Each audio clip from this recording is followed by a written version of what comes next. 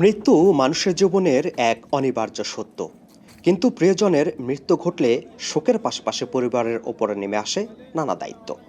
বিশেষ করে প্রবাসে, যেখানে ধর্মীয় বিধান ও আইন দুদিকেই মেনে চলতে হয়। তবে মরদেহ কবর দেওয়ার প্রক্রিয়া বাংলাদেশের তুলনায় কিছুটা ভিন্ন।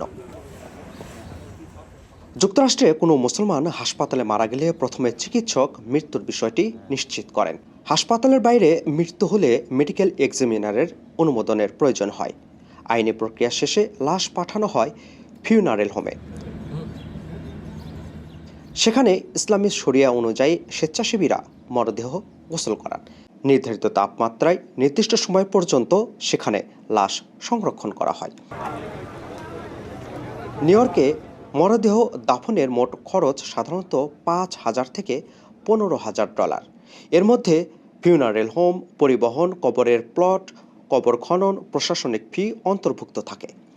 অনেক মসজিদ ও কমিউনিটি সংগঠন সদস্যদের জন্য $1,000 মধ্যেও অথবা ফ্রি সহায়তামূলক সেবা প্রদান করেন।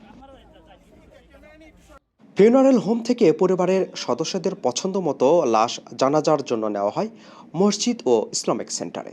জানাজায় অংশ নেন পরিবারের সদস্য, আত্মীয় স্বজন, বন্ধু বান্ধব ও কমিউনিটির মানুষ।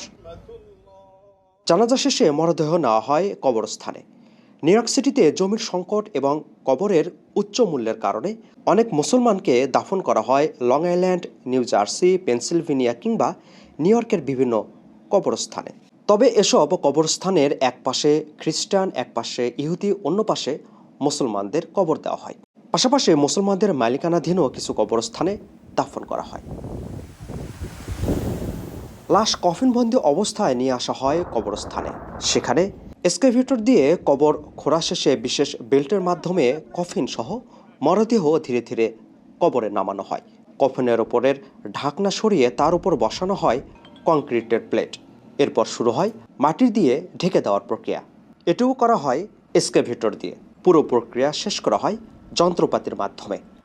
মাটি দেওয়ার জন্য, কবর দেওয়ার জন্য সব রকমের মেশিন আছে। তার মধ্যে আপনারা দেখতে পাচ্ছেন একটা এক্সকাভেটর, এটা হচ্ছে ব্যাকো মেশিন। আরেকটা এক্সকাভেটর আছে আমাদের মিনি।